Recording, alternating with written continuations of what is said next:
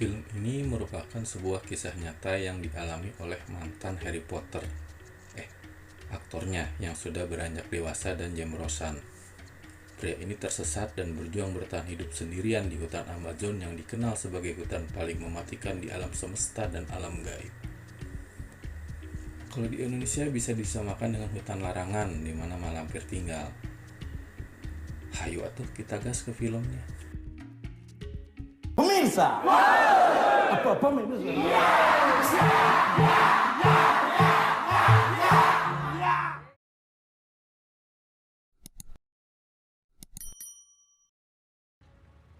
Pria ini bernama Yoshi. Ia merupakan traveler asal Israel yang sering mengunjungi tempat-tempat menarik di seluruh dunia.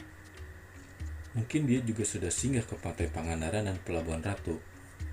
Siapa tahu ya, namanya juga tukang main. Saat ini dirinya pergi ke Bolivia yang terletak di Amerika Selatan, bukan Jawa Barat ya. Saat sedang naik perahu, dia bertemu dengan seorang pria yang bernama Markus. Dia adalah seorang guru berKTP Swiss yang juga sedang menikmati liburannya di negara tersebut. Karena pertemuan tersebut, keduanya pun menjadi akrab.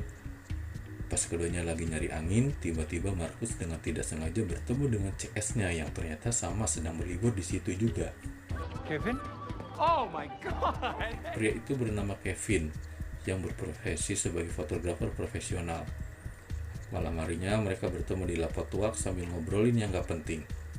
Yang penting mah memperpanjang silaturahmi intinya. Keesokan harinya dengan menggunakan bus Mios Bandung Garut yang terlihat sudah reot dan layak dikelokan, mereka menuju kota La Paz. Karena kabarnya akan ada perayaan festival yang menarik. Dan saat Yoshi sedang jalan-jalan santai sendirian, dia dihampiri oleh seorang pria yang bernama Carl. Tapi gak pakai mask. Bahaya.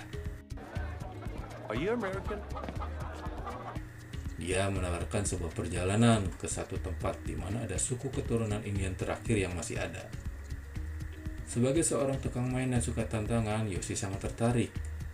Ia pun mengajak Markus dan Kevin ikut bersama dalam perjalanan tersebut. Tapi mereka berdua tidak percaya. Carl, who I met, was very nice. He can. Akhirnya Yoshi mengajak keduanya bertemu Carl di warung sop Iga Haja Saidah. Carl menjelaskan trek yang akan mereka lewati beserta bujukan-bujukan menarik khas sales-sales MLM. You're a photographer, right? There. You take photos, they get you straight into measurement. Setelah mendengar penjelasan dan prospek dari Carl, mereka berdua terlihat tertarik dan setuju ikut bersama dalam perjalanan ini. Mereka mulai membeli perbekalan di sebuah toko plus pil Superman penambah stamina yang disarankan Carl. Jadi Carl itu sales obat atau tukang prospek MLM? Malam harinya mereka bertiga terlihat sedang mengobrol dan Yoshi menunjukkan sebuah buku primbon pemberian mamangnya dulu sebelum meninggal yang bisa dianggap juga sebagai jimat keberuntungan. My uncle gave to me before I left. Keesokan harinya terlihat mereka berempat menaiki pesawat yang goncangannya mirip bajai menuju Apollo, dan perjalanan yang menegangkan dan menguras botol minuman ini pun dimulai. Mereka mulai memasuki kawasan hutan Amazon yang masih hijau dan terlihat liar. Langkah demi langkah diiringi canda tawa, panas, hujan, bahkan manggang kaos kaki pun dijalani. Belum pernah kan ngerasain kaos kaki panggang? Sampai di satu titik mereka bertiga kehilangan Carl yang sudah berjalan di depan duluan. Kebelet boker kali. Mereka pun mulai mencari dan berteriak. Semarang! Tiba-tiba ada sesuatu yang bergerak di semak-semak. Udah ketakutan sih, tapi ternyata cuma seekor sapi yang segede bagong. Bagong sama sapi gedean mana sebenarnya? Ya gedean truk yang ngangkut bagong sama sapi lah. Akhirnya mereka menemukan Carl di tepi sungai. Dan perjalanan beberapa hari kemarin pun terbayar dengan keindahan alam desa ini. Ya, titik tujuan awal perjalanan mereka. Tidak lupa mereka bertiga berendam di Kali Suren dan sempat menjadi bahan tontonan warga sekitar. Hello, everyone. Malamnya mereka berpesta pora dan ditutup dengan mencoba miras lokal pride desa tersebut. Keesokan paginya mereka mulai perjalanan kembali. Dan di tengah perjalanan sempat menemukan biji emas dan sekumpulan kupu-kupu unyu yang sedang berterbangan. Tidak lupa Kevin pun mengabadikan momen tersebut. Dalam perjalanan, tiba-tiba ada monyet yang sedang bermain di atas pohon. Dengan cepat, Carl menembaknya hingga jatuh. Malam harinya, mereka pun pesta monyet guling. Katanya sih enak. Amit-amit, mendingan makan Indomie ayam bawang aja kami mah. Nice. Keesokan harinya terjadi masalah pada kaki Markus yang mengalami luka-luka disebabkan perjalanan jauh dan medan yang berat. Hal tersebut membuat perjalanan menjadi terhambat dan lambat, sementara mereka harus sampai tujuan sebelum musim hujan tiba. Luka di kaki Markus semakin parah, dan Carl menyarankan untuk menunggu kaki Markus sembuh, lalu kembali lagi ke Astriamas. Yossi dan Kevin terlihat tidak setuju karena sudah menempuh perjalanan sejauh ini. Akhirnya Kevin mendapat ide untuk membuat rakit agar perjalanan ini dapat terus dilanjutkan melalui sungai. Tapi sepertinya Carl sedikit ragu dan kurang setuju dengan ide ini. Mereka berempat pun mulai membuat rakit. Singkat cerita, rakit yang mereka buat selesai dan mereka langsung menaikinya. Carl jadi pemandu di depan, hingga satu waktu saat melewati arus yang deras, suasana menjadi tegang. Terjadi perdebatan antara Kevin dan Carl karena menganggap Carl tidak bisa mengarahkan rakit dengan benar.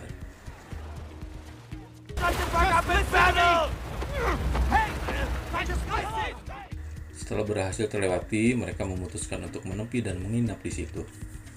Keesokan harinya, Carl mengatakan jika ia tidak ikut melanjutkan perjalanan. Hal tersebut membuat ketiganya menjadi bimbang. Akhirnya, setelah bacot-bacotan diputuskan jika Carl dan Markus kembali ke Apollo. Sementara Yossi dan Kevin melanjutkan kembali petualangannya.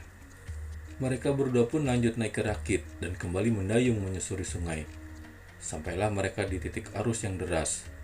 Dengan kerjasama dan keyakinan yang kuat, mereka berdua berhasil melewati rintangan itu. Mereka pun bisa tenang untuk sementara waktu.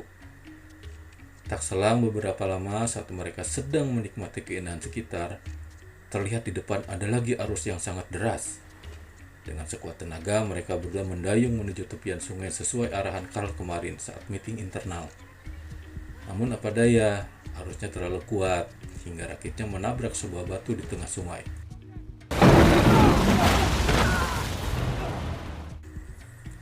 Kevin berenang menuju tepi agar bisa menyelamatkan Yossi yang masih bertahan di batuan tadi. Tapi rupanya arus semakin kuat sehingga membuat Yossi terbawa semakin jauh. Dan tiba-tiba kepalanya terbentur dan beruntung dia tersangkut batuan di pinggir sungai. Dia pun mencoba untuk menaiki tebing yang hampir saja membuat dirinya celaka. Sebenarnya disinilah awal petualangan Yossi untuk bertahan hidup dan mencari jalan keluar dari hutan Amazon yang liar dan mematikan ini. Serulah pokoknya mah. Oke. Dia pun bermalam di situ menunggu pagi hingga dia mendengar ada suara klonteng-klonteng kayak lonceng sapi yang ternyata adalah tasnya yang hanyut di sungai. Yossi mengambilnya dan tidak lupa minum pil Superman yang dia beli dulu tanpa oplosan. Benar saja, khasiat pilnya membuat Yossi ngacir kayak RX King. Dia berlari sambil berteriak mencari Kevin. Semarang! Akhirnya dia meninggalkan pesan tertulis berharap nanti Kevin menemukannya. Setelah itu ia melanjutkan perjalanannya dan tempat yang ia tuju saat ini adalah Curi Playa. Banyak rintangan yang ia hadapi, tapi semua berhasil dia atasi, termasuk seekor ular kadut yang berhasil dia geprek. Mantap bang! Taste my axe! Malam harinya saat terbahan, tiba-tiba ia mendengar ada yang memanggil namanya. Ternyata itu adalah Markus. Tapi kemudian Markus hilang saat disenteri, karena semua itu hanyalah halusinasi dirinya saja. Kemudian ia lanjut untuk tidur, tapi tiba-tiba Yossi dihampiri oleh seekor harimau. Dengan cepat dia mengambil korek gas tokai dan semprotan, yang mana membuat si harimau lari pergi menjauh ke ujung dunia karena ketakutan. Di pagi hari saat meraba dahinya, ia merasakan ada benjolan dan bergerak-gerak. Yossi pun mulai mereparasi benjolan itu dengan alat seadanya. Ternyata ada seekor makhluk di dalamnya. Pantesan gerak-gerak ya. Dia kembali melanjutkan perjalanannya dan melihat ada batang pohon yang terpotong. Kemungkinan bekas tebangan orang. Tak berapa lama Yossi menemukan 2 telur burung di tanah. Tanpa belas kasihan dengan lahap dia memakannya. Maklumlah, berhari-hari nggak masuk makanan. Nice. Sampailah dia di tempat tujuan, tapi apa daya, hanya tinggal bekas-bekasnya saja karena sepertinya tempat itu sudah lama ditinggalkan. Karena tidak menemukan apa-apa, ia berencana untuk melanjutkan perjalanan ke tempat tujuan terakhir. Namun terjadi masalah karena kakinya mengalami luka yang bahkan lebih parah dari luka yang dialami Markus kemarin. Oh no! Keesokan harinya saat berjalan, dia menemukan bekas jejak sepatu yang menandakan pasti pernah ada orang yang melewati jalur ini. Tapi kemudian Yoshi terkejut karena bekas telur yang sudah pecah juga. Itu berarti selama ini Yoshi hanya berputar-putar di sekitaran Ancol Monas saja. Pantesan gak nyampe-nyampe. Ampun dah. Kejadian itu membuat dirinya kesal dan tasnya pun jadi sasaran. Dimana malah membawanya mengingat masa lalu saat Yoshi ngadu bacot sama bokapnya. Ia memilih menjadi petualang daripada melanjutkan sekolahnya. Singkat cerita, malam tiba dan hujan pun turun dengan sangat lebat. Yoshi mencoba untuk tidur. Dia bermimpi sedang main judi koprok ditemani wanita yang cukup semlohai. Dan baru saja mereka berdua mau ngadu bagong, Yoshi terbangun dari tidurnya karena mukanya ketumpahan air hujan. Elah.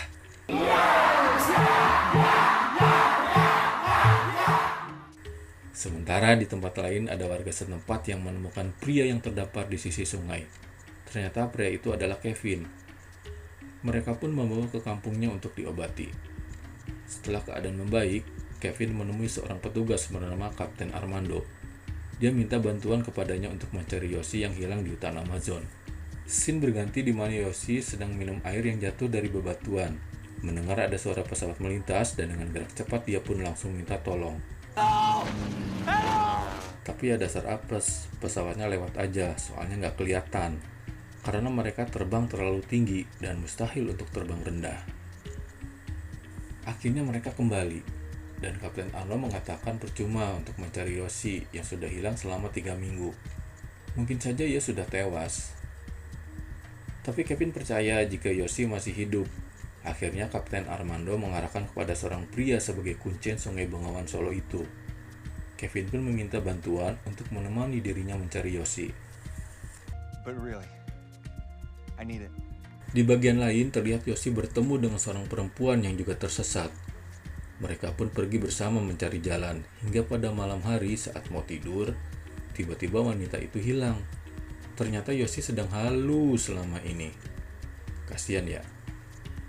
Kehaluan Yoshi berlanjut ke esokan harinya. Sampai-sampai Yoshi tidak sadar udah nyemplung ke lumpur hisap. Dengan sekuat tenaga dan sisa-sisa dari pil Superman, dia berusaha keluar dari jebakan Batman itu. Setelah berhasil keluar, dia melihat ada pohon yang penuh dengan semut api. Yoshi ingat efek dari gigitan semut itu. Akhirnya dia melepas bajunya dan mulai memeluk pohon tersebut. Seketika semut pun mulai menggigit tubuhnya. Efeknya nggak pakai lama. Seketika Yoshi pun ngacir kayak motor 2 tak.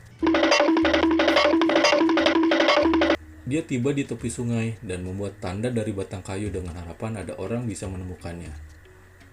Keesokan harinya, Kevin dan si kuncen berhenti di sebuah tempat dan terpaksa harus putbal karena mereka melihat arus yang sangat deras di depan dan mustahil untuk dilalui.